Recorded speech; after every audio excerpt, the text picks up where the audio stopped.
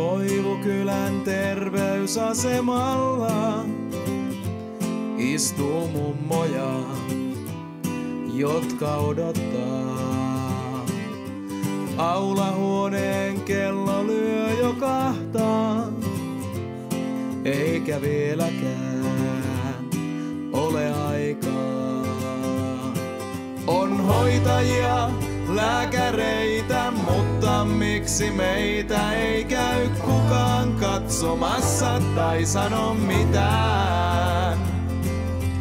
Odotuksen kyllä siedän, jos vain suurin piirtein tiedän, koska pääsee hoitoon ja kuka pitää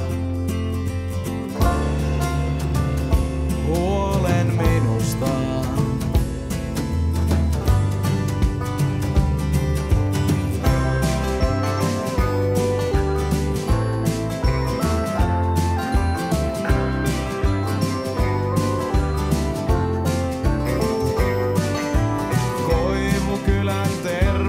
Asemalla kasvaa jonoja, kaikki odottaa.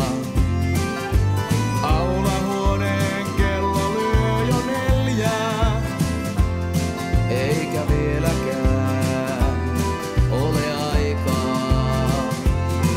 On hoitajia, lääkäreitä, mutta miksi meitä ei käy kukaan katsomassa tai sano mitään? Odotuksen kyllä siedän, jos vain suurin piirtein tiedän, koska pääsee hoitoon ja kuka pitää huolen minusta.